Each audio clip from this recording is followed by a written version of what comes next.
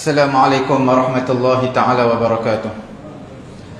Bismillahirrahmanirrahim. Alhamdulillahi rabbil alamin. Wassalatu wassalamu ala rasulina Muhammadin wa ala alihi wa sahbihi ajma'in. Allahumma aghnina bil ilmi wa zayyinna bil hilmi wa akrimna bit taqwa wa jammilna bil afiyati ya arhamar rahimin. Rabbi shrah li sadri wa yassir li amri wahlul 'uqdatam min lisani yafqahu qawli. Rabbi yassir wa la tu'assir wa tammim bil khair wa bika nasta'in wa la hawla wa la quwwata illa billahil aliyyil azim. Alhamdulillah, yang dihormati Tuan Imam, Tuan Bilal dan juga AJK semuanya, termasuk tuan-tuan dan juga puan-puan yang terhormati Allah Subhanahu wa taala. Pada pagi ini insya-Allah kita akan bincang sedikit mengenai dengan hukum niat imam dan juga makmum mengikut mazhab yang berbeza-beza. Kita lihat yang pertama ni adalah niat sebagai seorang makmum. Ulama sepakat empat mazhab, iaitu disyaratkan untuk sahnya sembahyang makmum dia kena niat, sama ada niat jamaah ataupun niat makmum ataupun niat mengikut imam. Saya aku sembahyang fardu subuh makmum boleh, saja aku sembahyang fardu subuh mengikut imam boleh, saja aku sembahyang fardu subuh secara berjamaah juga boleh. Tiga cara. Tetapi disyaratkan niat ini adalah ketika mana dalam mazhab Syafi'i kita ketika mengangkat takbiratul ihram. Sekiranya seseorang meninggalkan niat ini ataupun dia berlaku ragu-ragu, syak ataupun was-was dalam niat dia tak pasti, maka hukumnya solatnya akan batal walaupun dia mengikut imam pada rukuknya, pada sujudnya, i'tidal. Tetapi ragu-ragu pada niat, maka sembahyangnya akan batal. Kerana itu niat ni sebagai ibu, satu perkara yang sangat penting. Kerana seseorang yang walaupun mengikut imam daripada awal sampai ke akhir, perbuatan dia tak bercanggahan dengan imam, tetapi niat dia berasa was-was, ragu-ragu. Dia niat ke tak niat, niat jamaah ke tidak, niat sembahyang apa tadi, maka bila berlaku ragu-ragu, maka hukumnya adalah batal sembahyang dia. Kerana itu ragu-ragu dalam sembahyang tak batal, tetapi ragu-ragu dalam niat itu adalah perkara yang membatalkan solat. Hanya perlu fokus pada niat kita supaya kita tahu apa yang kita sembahyang. Dalam sembahyang perlu fokus, itu sunat, dipanggil apa? Khusyuk. Khusyuk di dalam solat adalah hukumnya sunat. Dia bukan wajib.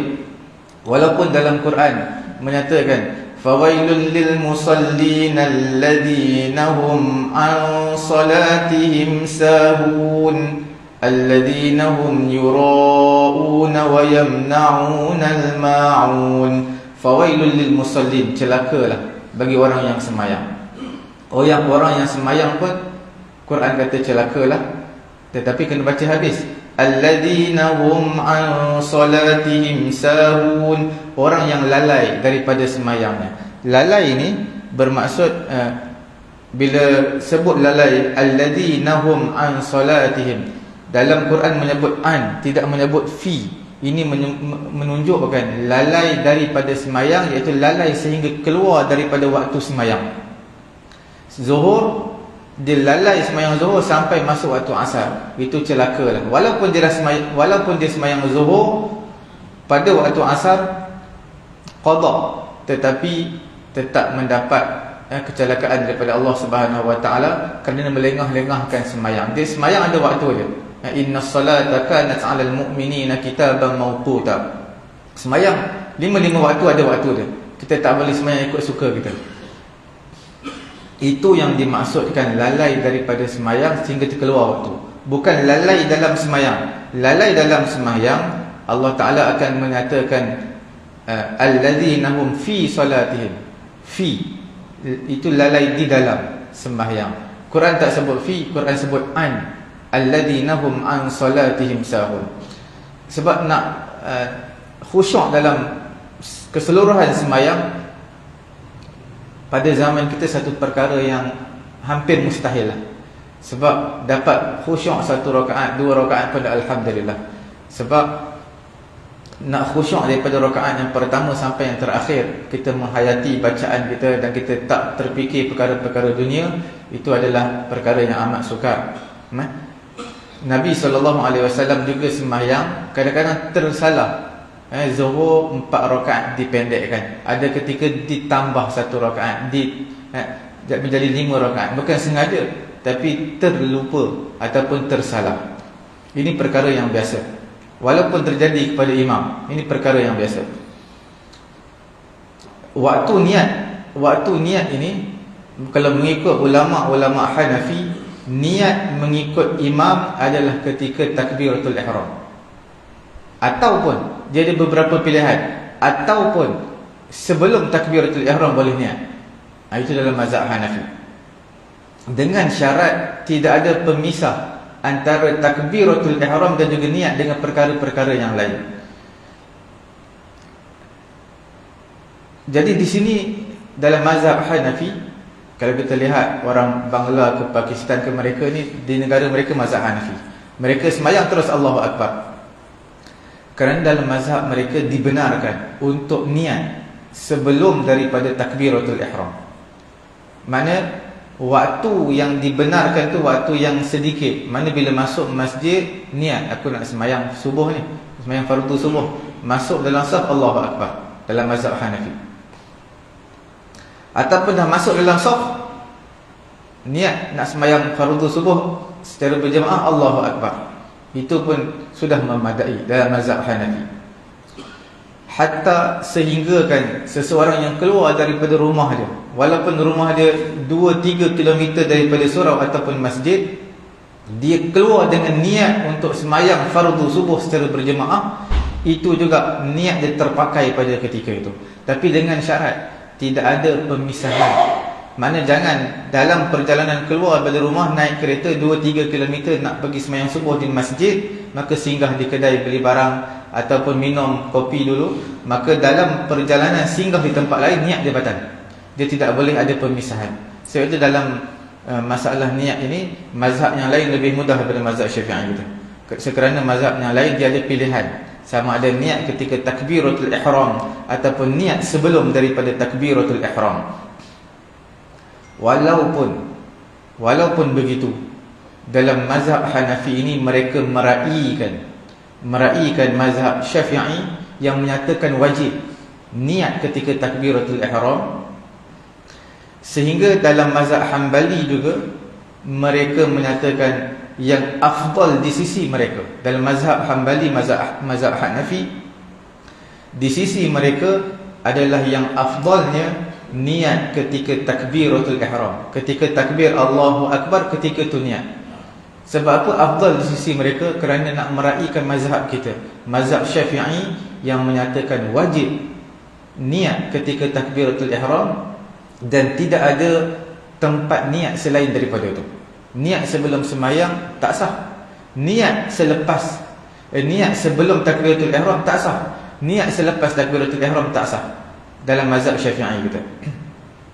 Untuk meraihkan mazhab kita ini, mazhab-mazhab yang lain termasuklah dalam mazhab Maliki juga, mereka kata dibenarkan niat sebelum daripada takbiratul ihram, dan yang afdalnya begitu kerana untuk meraihkan mazhab Syafi'i yang menyatakan wajib.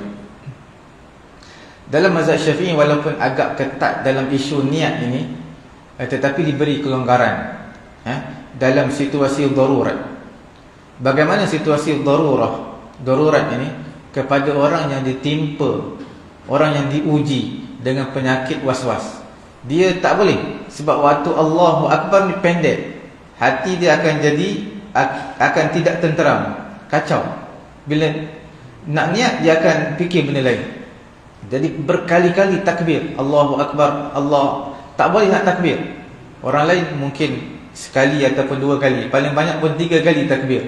Dia sampai imam nak rukuk baru takbir. Bagi untuk orang seperti ini, sekiranya berlaku dalam setiap kali sembahyang dia berlaku was-was seperti ini, maka bolehlah bertaklid dan mengikut mazhab yang lain yang saya beritahu tadi. Kerana untuk meraihkan penyakit yang dia ada. Penyakit was-was. Penyakit was-was ni bukan kita nak, kadang-kadang dia datang. Sehingga seseorang ni dia jadi tak tenteram diri dia bila niat. Dia rasa hati dia menjadi gelisah sebab susah untuk masuk niat.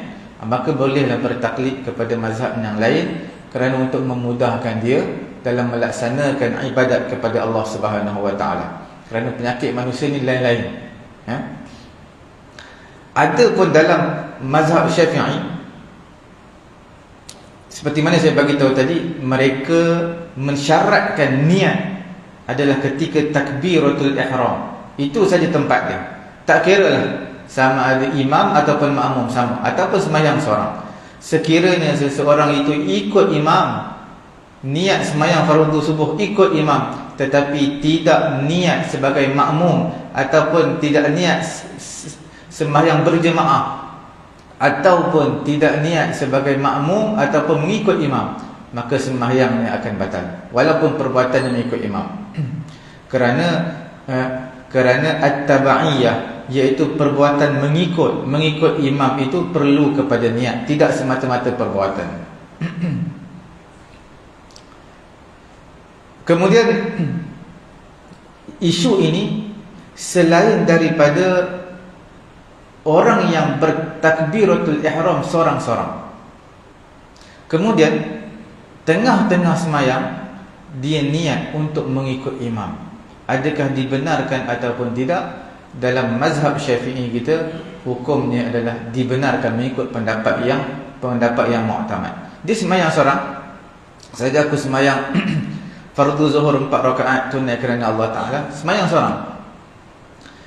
Dalam sembahyang tu, dalam pertengahan semayang, tamat ada rakaat kedua ke rakaat ketiga ke, maka dia niat untuk mengikut imam. Bukan niat semayang ni, niat untuk mengikut imam. Niat semayang pada tadi, pada awal-awal takbiratul ihram, itu niat semayang. Di sini adalah niat berjemaah, semayang berjemaah. Hukum dalam mazhab Syafi'i kita adalah dibenarkan di pertengahan solat. Apa illah ataupun sebab dia? Ulama kita kata harus bagi seseorang yang sedang semayang seorang, tiba-tiba ada orang ikut di pertengahan, maka hukumnya harus dia menjadi imam di pertengahan semayang. Maka seperti itu juga harus dia menjadi makmum di pertengahan semayang. Tuan-tuan semayang seorang-seorang, semayang zuhur seorang-seorang, tiba-tiba ada orang ikut tuan-tuan menjadi makmum, tuan-tuan jadi imam, dia jadi makmum. Asalnya tuan-tuan semayang seorang, tapi ada orang ikut, maka hukumnya dibenarkan, tak jadi masalah. Begitulah juga mereka hukumkan dalam masalah ini. Tuan-tuan semayang seorang, ketika mana tengah-tengah semayang seorang, tiba-tiba teringat nak ikut imam, niat nak ikut, terlintas nak ikut imam, ataupun ada jemaah depan kita, niat nak ikut, maka hukumnya adalah dibenarkan. Walaupun kita rakaat yang kedua semayang zuhur, imam baru rakaat pertama, maka hukumnya harus, tak jadi masalah. Cuma dalam masalah ini ulama Syafi'i kita kata walaupun harus, hukumnya makruh. Makruh kerana niat jemaah di pertengahan solat. Cuma tuan-tuan perlu faham dalam isu ini, maksudnya niat di pertengahan solat adalah niat jemaah, bukan niat semayang. Niat semayang di awal, saja aku semayang fardu zuhur, semua itu di awal, di takbiratul ihram. Maksud saya adalah niat jemaah, niat makmum, niat mengikut imam. Ini pun sebenarnya dalam situasi ini adalah bagi orang yang semayang seorang. Dia semayang seorang-seorang, rakaat kedua, rakaat ketiga atau rakaat keempat, dia niat ikut imam. Dalam mazhab Syafi'i kita dibenarkan walaupun ia makruh, kerana mengkiaskan kepada hukum tadi, seseorang yang semayang seorang, ada orang melantik dia sebagai imam, semayang sebelah dia, lantik dia sebagai imam. Jadi hukumnya harus. Begitulah juga dengan hukum yang saya beritahu tadi, di pertengahan solat tiba-tiba nak menjadi makmum, dibenarkan. Tapi tuan-tuan, dalam isu ini walaupun jarang berlaku pada kita, dalam isu ini sebenarnya dia semayang seorang pada awal-awal, bukannya dia semayang bersama imam, cuma dia tak niat, itu tak sah. Tuan-tuan kena faham gambaran dia.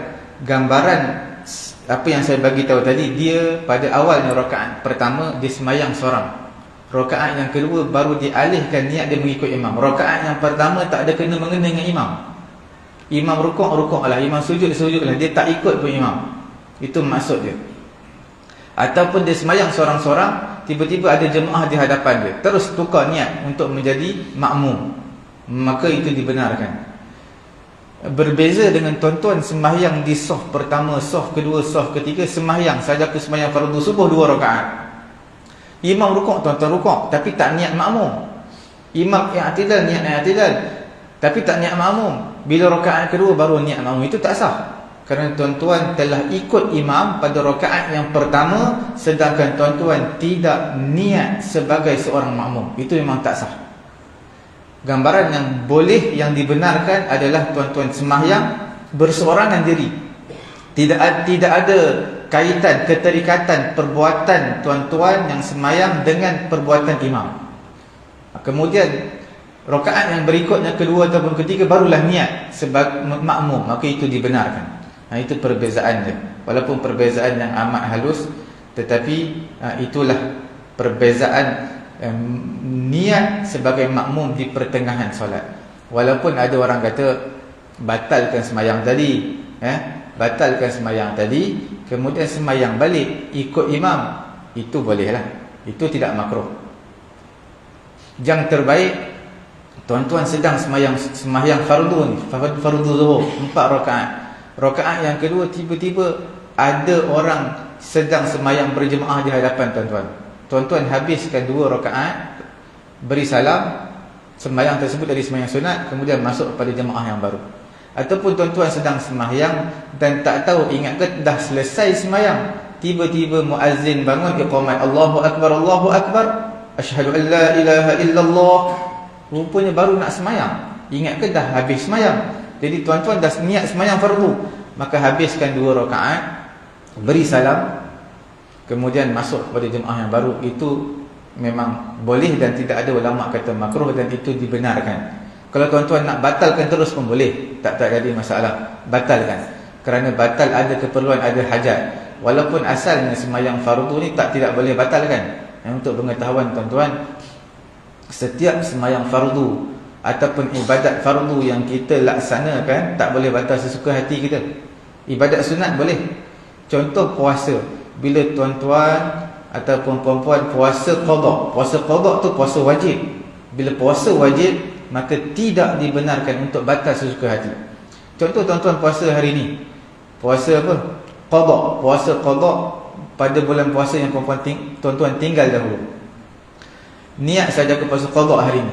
Tiba-tiba tengah hari ada jemputan kenduri, lupa dia hantar kad kenduri jemputan tu bulan lepas, awal sangat hantar, terlupa, maka tengah hari tuan-tuan kata nak batalkan puasa, maka itu tak dibenarkan. Sebab apa? Tuan-tuan puasa qada, puasa wajib. Kalau tuan-tuan puasa sunat, maka boleh batalkan. Puasa sunat boleh batal. Puasa wajib tanpa sebarang sebab yang memberi kemudaratan yang besar, maka tak boleh untuk buka. Melainkan kemudaratan yang besar menipu tuan-tuan, masuk hospital, doktor suruh makan ubat, maka itu boleh. Walaupun tuan-tuan puasa qada. Puasa qada ini adalah puasa yang fardu, puasa yang wajib, tak boleh batal suka-suka hati. Begitu juga sembahyang tiba-tiba handset kita bunyi, baru angkat takbiratul ihram, sembahyang fardu, sebab baru angkat takbiratul ihram, batalkanlah, angkat telefon dulu. Sebab baru angkat takbiratul ihram. Sekiranya sembahyang fardu, maka tak dibenarkan. Kalau sembahyang sunat boleh untuk kita batalkan. Harus sembahyang sunat, hukumnya adalah berdosa, haram, tak dibenarkan. Dalam mazhab Hanafi, setiap amalan yang kita batalkan, maka perlu kita qada. Tak kira puasa yang fardu ataupun sembahyang fardu ataupun sembahyang sunat, puasa sunat, kalau kita dah buat, kita batalkan, dikenakan qada dalam mazhab Hanafi. Berdasarkan ayat Quran, ya ayyuhalladzina amanu athi'u Allah wa athi'ur rasul wa la tubtilu a'malakum. Jangan kamu batalkan, wala tubtilu a'malakum, jangan kamu batalkan amalan kamu. Bila kamu dah buat, tidak boleh dibatalkan amalan tersebut. Isu yang saya sebutkan, niat sembahyang, niat bukan niat sembahyang, niat makmum ataupun niat berjemaah, niat mengikut imam pada pertengahan solat, dalam mazhab Syafi'i kita dibenarkan, berbeza dengan mazhab yang lain. Dalam mazhab yang lain mereka tak benarkan. Dalam mazhab Hanafi, dalam mazhab Maliki, mereka kata tidak dibenarkan. Dalam mazhab Hanafi mereka kata batal sembahyang. Mana boleh niat tengah-tengah sembahyang.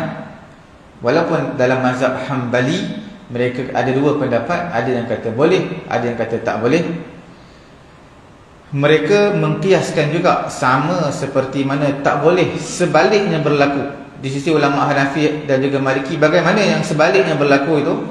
Seseorang yang mana berpindah daripada sembahyang seorang, berpindah kepada sembahyang seorang selepas mana dia sembahyang berjemaah. Dalam mazhab Hanafi dan juga Maliki, mereka kata dah sembahyang jemaah, tiba-tiba nak pindah sembahyang seorang. Macam mana niat mufaraqah, niat keluar daripada imam sembahyang seorang. Dalam mazhab Hanafi, Maliki mereka tak benarkan dalam masalah ini. Tukar-tukar niat tak dibenarkan.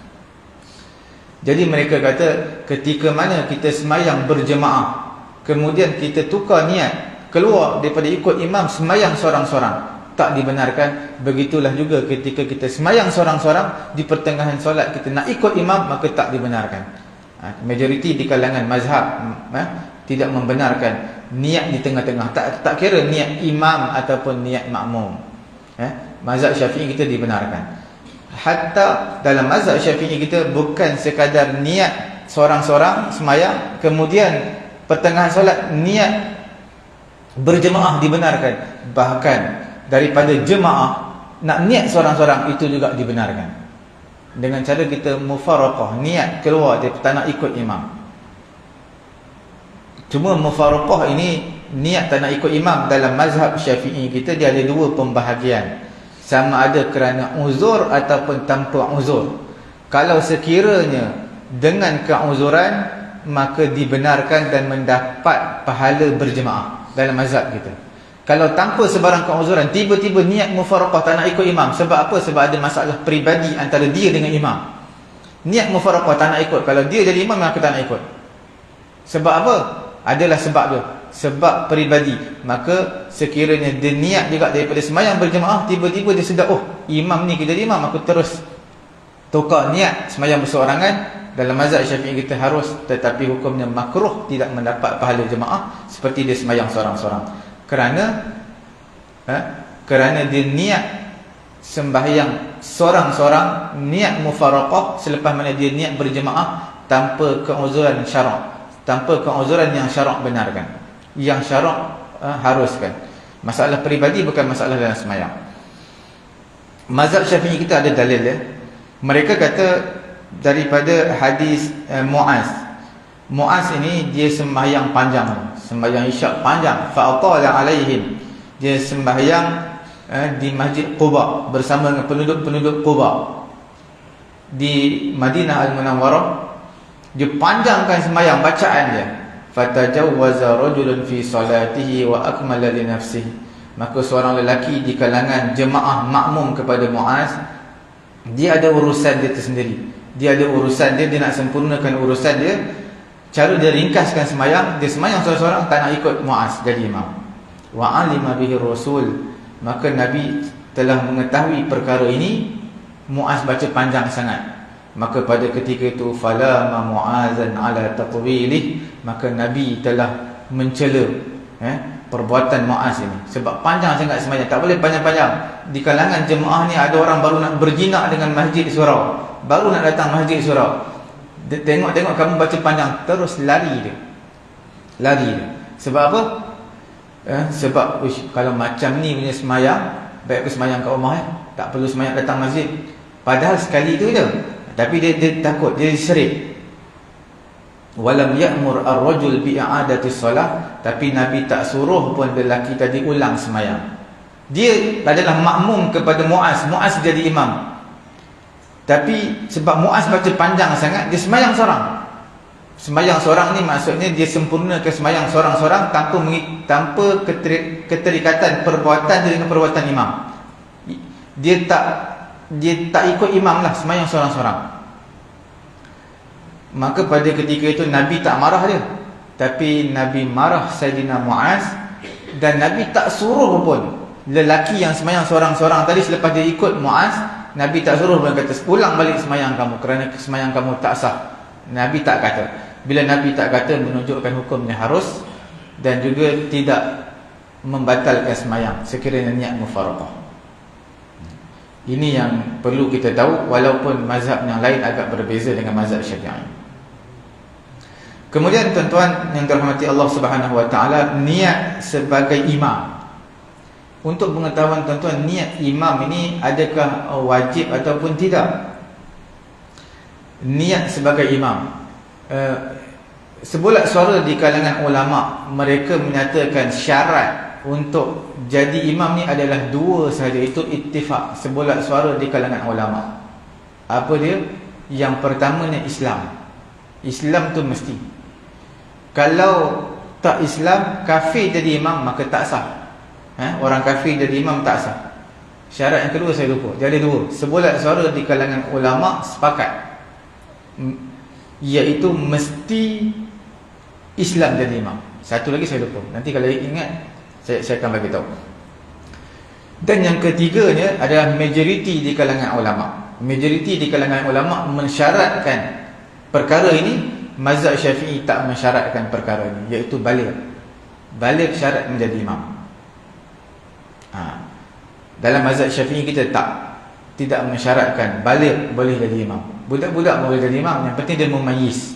Mumayyiz ni maknanya dia tahu benda tu bersih, benda tu kotor, dia boleh makan sendiri, kemudian dia tahu bezakan antara yang baik yang tidak baik.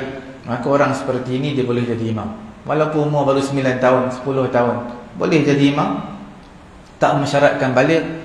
Mungkin orang budak-budak yang jadi imam 10 tahun, 11 tahun tu bacaan lebih baik daripada orang-orang tua yang di belakang dia, dan dia lebih mahir dalam bidang fiqh, kemungkinan dalam isu-isu semayang, masalah-masalah semayang. Maka majoriti di kalangan ulama kita lihat, selain daripada ulama Hambali, mereka tidak mensyaratkan niat menjadi imam. Niat jadi imam ni adakah wajib ataupun tidak? Mazhab Hambali kata wajib. Selain daripada mazhab Hambali, semua kata tak perlu niat imam pun tak apa. Dalam mazhab Syafi'i kita, nak niat pun boleh, tak niat pun tak apa. Tuan-tuan kena faham, niat yang saya sebutkan ini adalah niat imam, bukan niat semayang. Niat semayang saja, aku semayang fardu zuhur, niat dalam hati, itu memang wajib pada takbiratul ihram. Itu tidak ada sangkalan dalam mazhab Syafi'i. Yang saya sebutkan ini adalah niat menjadi imam. Dia semayang tapi dia tak niat imam. Contoh, tuan-tuan semayang seorang-seorang, tiba-tiba ada orang ikut tuan-tuan jadi imam. Ada orang ikut tuan-tuan, dia jadi makmum, tuan-tuan jadi imam. Tuan-tuan semayang seorang ni, tiba-tiba ada orang ikut sebelah, maknanya dia nak jadi makmum kita. Tuan-tuan tak niat imam pun tak apa, sebab niat imam bukan wajib. Dalam mazhab Syafi'i dan juga majoriti di kalangan ulama, mereka kata tak wajib niat imam. Cuma ada beberapa sembahyang yang wajib niat sebagai imam. Wajib. Dalam mazhab Syafi'i kita ada 4. Dalam mazhab Maliki pun ada 4. Tapi 4 pun lain-lain.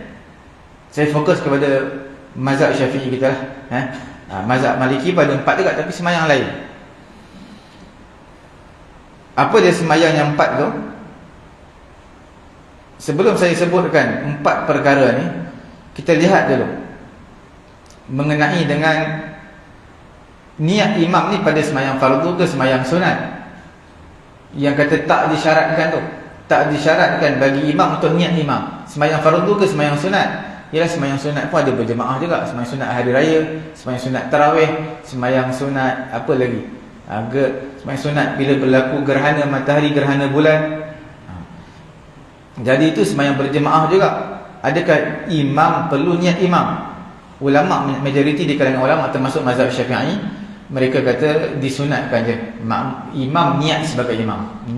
Imam niat imam adalah sunat semata-mata untuk mendapat pahala berjemaah. Kalau dia sembahyang seorang, kemudian di pertengahan tu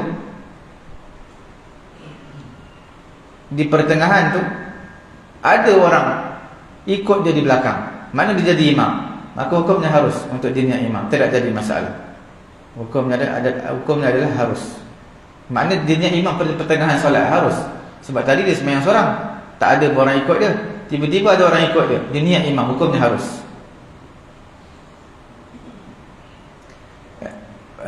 Dalil ini ketika mana Ibnu Abbas dia sembahyang bersama Nabi apabila Nabi bangun sembahyang tahajud. Dia bangun sembahyang tahajud. Tiba-tiba Nabi sembahyang seorang sembahyang tahajud. Tiba-tiba Ibnu Abbas datang, dia ikut Nabi. Nabi sembahyang seorang, tapi Ibnu Abbas ikut Nabi, maka pada ketika itu terjadinya sembahyang jemaah. Seperti itulah solat Nabi SAW pada bulan Ramadan. Bulan Ramadan Nabi sembahyang tarawih seorang-seorang. Nabi pergi masjid, Nabi sembahyang seorang-seorang. Tiba-tiba manusia ramai ikut Nabi belakang, jadikan Nabi sebagai imam. Itu malam pertama. Bila mana malam yang kedua, Nabi datang lagi sembahyang seorang-seorang, sembahyang tarawih. Tengok jemaah makin ramai, itu okey lagi. Malam yang ketiga Nabi datang sembahyang tarawih seorang-seorang, tengok dah penuh masjid, ramai betul ikut Nabi. Pada malam yang keempat Nabi tak nak keluar sembahyang berjemaah. Kalaulah tak boleh ikut imam yang sembahyang seorang-seorang, imam sembahyang seorang, tiba-tiba orang ikut. Kalau tak boleh, Nabi akan larang sahabat-sahabat, jangan ikut aku. Tapi Nabi tak kata jangan ikut aku. Cuma malam yang keempat Nabi tak keluar. Sahabat tunggu, mana Nabi ni tak keluar sembahyang, kami nak ikut ni. Tak ada. Sebab Nabi takut bila Nabi datang malam keempat sembahyang tarawih, melimpah-limpah orang sampai keluar masjid. Bila apa yang Nabi risaukan? Nabi risaukan takut Allah Ta'ala fardukan sembahyang tarawih. Sembahyang tarawih ni asalnya sunat, tapi bila mana manusia dah terlampau suka ramai sembahyang tarawih, takut Allah Ta'ala fardukan, jadi Nabi stop. Nabi tak sembahyang tarawih. Cuma pada zaman Sayyidina Umar radhiyallahu ta'ala anhu, zaman Sayyidina Umar baru dikumpulkan kembali sembahyang tarawih, dibuat secara berjemaah, dibuat 20 rakaat. Pada zaman Sayyidina Umar. Sebab Sayyidina Umar masuk masjid,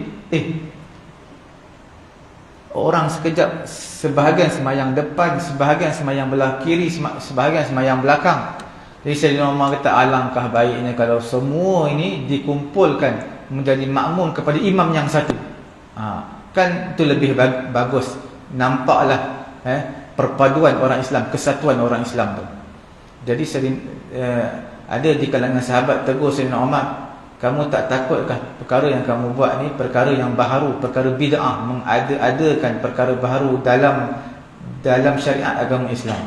Apa jawapan Sayyidina Umar? Ni'matil bid'atu hiya, itulah sebaik-baik bid'ah, iaitu menyatukan orang Islam. Daripada satu grup jemaah sini, satu grup jemaah belakang, satu grup buat jemaah dekat hujung sana, lebih baik semua dikumpulkan, berimamkan dengan imam yang satu. Bermula zaman Sayyidina Umar, maka sembahyang tarawih dah berjemaah, kemudian dah menjadi 20 rakaat.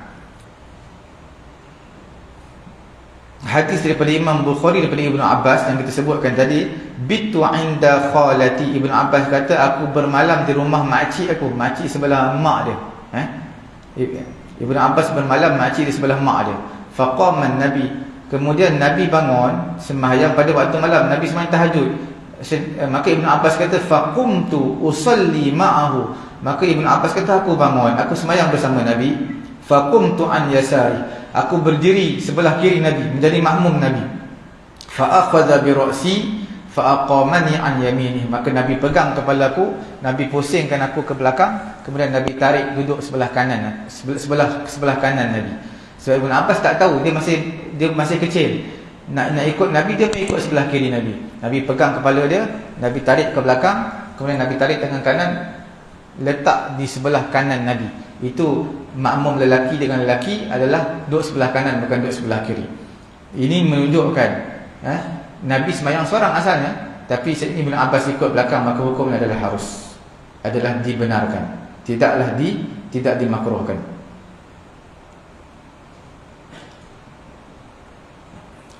Cuma saya ada janji, saya nak bagi tahu kepada tuan-tuan dan juga puan-puan, kecuali 4 sembahyang, Yang ulama Syafi'i kata sahnya sembahyang itu dengan secara berjemaah. Maknanya imam kena niat imam. Kalau tak, maka tak sah. Macam mana makmum dia niat makmum, imam tak niat imam. Sedangkan sembahyang itu syaratnya berjemaah. Bila syaratnya berjemaah, kena ada orang niat imam, kena ada orang niat makmum. Kalau tidak ada, maka tak sah. Jadi di sini wajib niat imam. Yang pertama daripada sembahyang Jumaat. Sembahyang Jumaat wajib kepada imam niat imam. Sembahyang fardu yang lain fardu juga, tapi tak wajib niat imam. Makmum yang seperti yang kita bincangkan pada awal-awal kuliah tadi, apa pun sembahyang, tak kira sembahyang sunat ataupun sembahyang fardu, makmum wajib niat makmum. Kalau tak niat makmum tak sah. Macam mana dia ikut imam, perbuatan imam dia ikut tetapi tak niat, maka tak sah. Perkara yang kedua adalah jamak ketika hujan. Jamak ketika hujan ni maksudnya bila tuan-tuan sembahyang Zuhur hujan, kemudian habis sembahyang Zuhur pun hujan lagi, boleh jamak dengan sembahyang fardu asar, boleh jamak. Tapi imam kena niat imam, itu mesti. Dan juga perkara yang ketiga,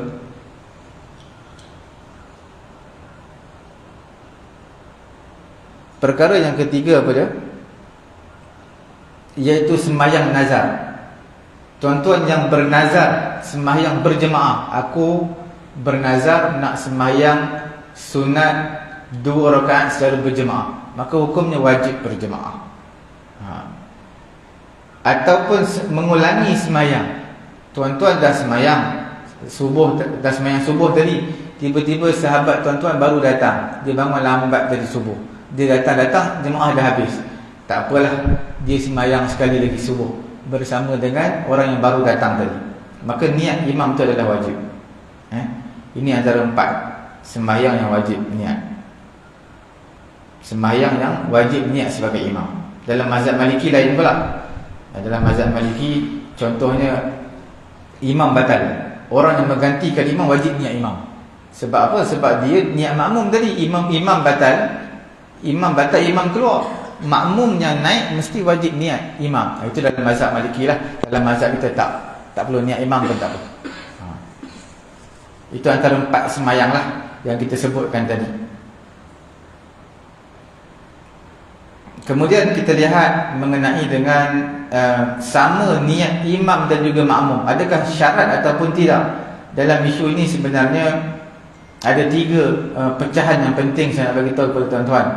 3 pecahan yang penting yang disebutkan oleh Dr. Saleh As-Sadlan dalam kitab dia An-Niyah wa Atharuha fil Ahkam Asy-Syar'iyyah. Niat dan kesan niat dalam hukum-hukum syarak.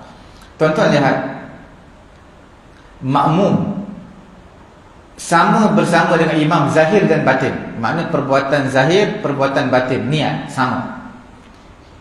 Contohnya, dia bersama dengan imam, dia sembahyang zuhur. Imam sembahyang zuhur, makmum sembahyang zuhur, sama. Perkara yang kedua, berbeza imam dan makmum, zahir dan batin berbeza. Macam mana zahir dan batin berbeza? Makmum niat sembahyang maghrib, qada maghrib. Yang imam pula niat sembahyang fardu isyak tunai. Imam tunai, makmum sembahyang qada maghrib. Ataupun berbeza dari segi zahir tetapi tidak batin. Macam mana? Iaitu orang yang sembahyang fardu di belakang orang yang sembahyang sunat, ataupun sebaliknya, imam sembahyang fardu isyak, tuan-tuan sembahyang sunat, ataupun imam solat sunat tarawih, tuan-tuan baru sampai sembahyang fardu isyak. Imam sembahyang fardu, tuan-tuan sembahyang sunat, ataupun terbalik, imam sembahyang sunat, tuan-tuan sembahyang fardu. Adakah dibenarkan ataupun tidak? Di sini ada sedikit perbezaan di kalangan ulama lah. Sedikit perbezaan di kalangan ulama. Kalau kita lihat umum hadis adalah perkataan Nabi, innama ju'ilal imam liyutamma bih, dijadikan imam hanya untuk diikuti. Fala takhtalifu alaih, jangan kamu buat satu benda berbeza dengan imam. Fa idza kabbara fakabbiru, bila imam takbir kamu takbir. Wa idza raka'a farki'u, wa idza raka'a farka'u, apabila imam rukuk kamu rukuk. Wa idza qala, apabila imam sami Allahu liman hamidah faqulu rabbana lakal hamd, maka kamu kata rabbana lakal hamd.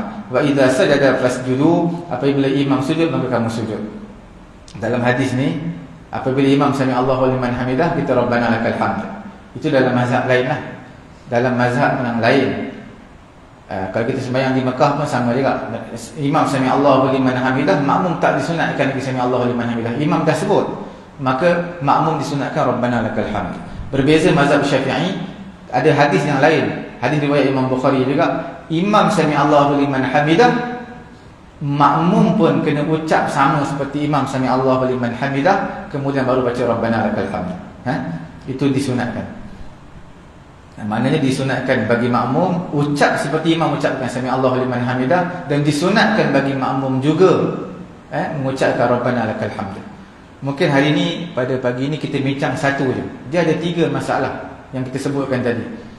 Mungkin kita bincang satu je pada hari ini insya-Allah, iaitu mengenai dengan apa? Sembahyang imam makmum berbeza dengan sembahyang imam. Contoh, imam sembahyang tunai, makmum sembahyang qada, ataupun imam sembahyang qada, makmum sembahyang tunai. Maka di sini ulama Syafi'i kita menyatakan hukumnya sah. Tak kiralah imam sembahyang tunai, makmum sembahyang qada, ataupun imam sembahyang qada, makmum sembahyang tunai, hukumnya sah. Begitu juga sebaliknya, zuhur dan asar, imam sembahyang zuhur tunai, makmum sembahyang asar, boleh, tak jadi masalah. Ataupun imam sembahyang subuh tunai, makmum sembahyang maghrib qada, hukumnya sah, tak jadi masalah. Dengan syarat, sekiranya dengan syarat tidak berlaku sistem ataupun nizam sembahyang tu pada perbuatan.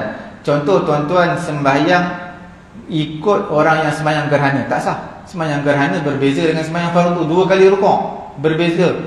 Sembahyang gerhana rukuknya 2 kali.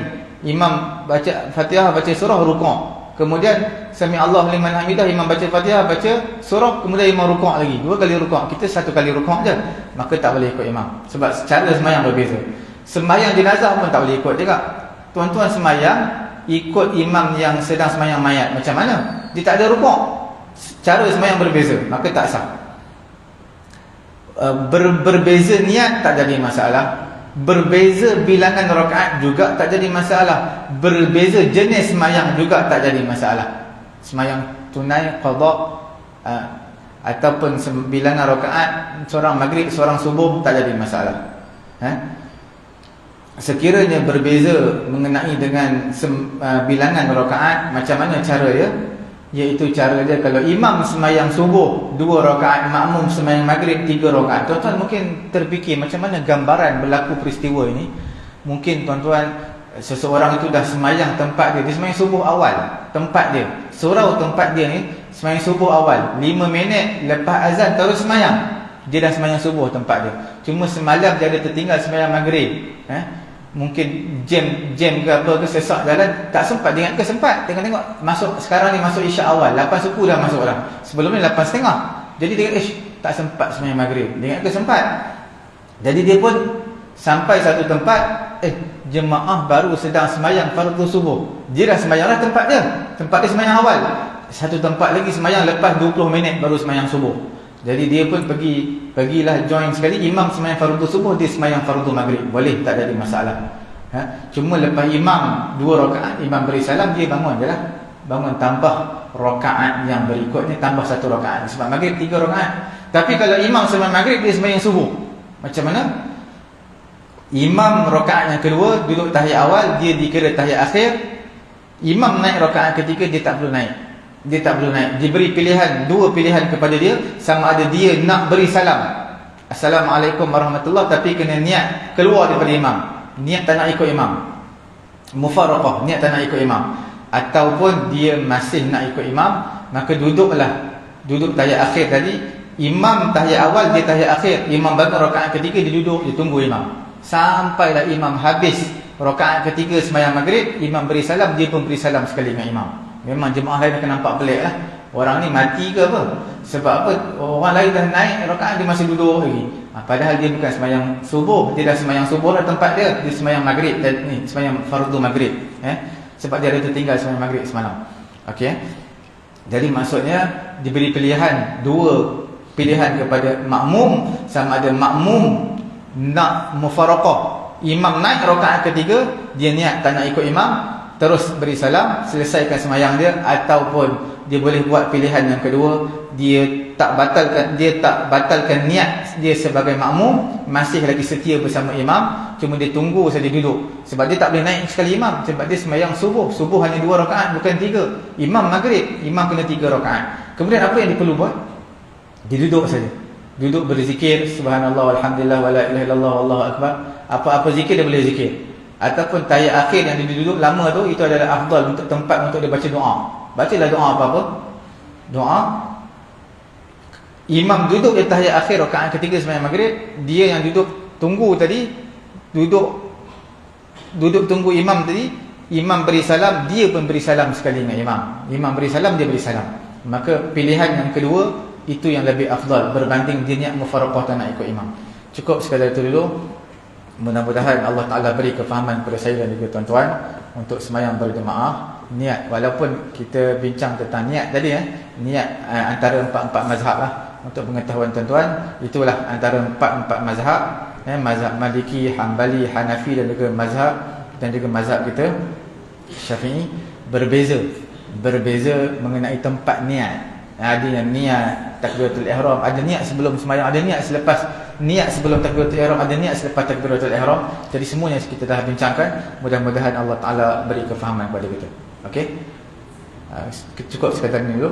Kita tutup majlis dengan tasbih kafarah. Subhanallahumma wa bihamdihi, subhanakallahumma wa bihamdika, asyhadu an la ilaha illa anta, astaghfiruka wa atubu ilaik. Bismillahirrahmanirrahim. Alhamdulillahi rabbil alamin, wassalatu wassalamu ala rasulina Muhammadin wa ala alihi wa sahbihi ajma'in. Allahumma anfa'na bima 'allamtana wa 'allimna ma yanfa'una wa zidna 'ilma. Alhamdulillahi ala kulli hal wa na'udzu billahi min hali ahli an-nar. Wa sallallahu ala sayyidina Muhammadin wa ala alihi wa sahbihi ajma'in. Walhamdulillahi rabbil alamin. Taqabbalallahu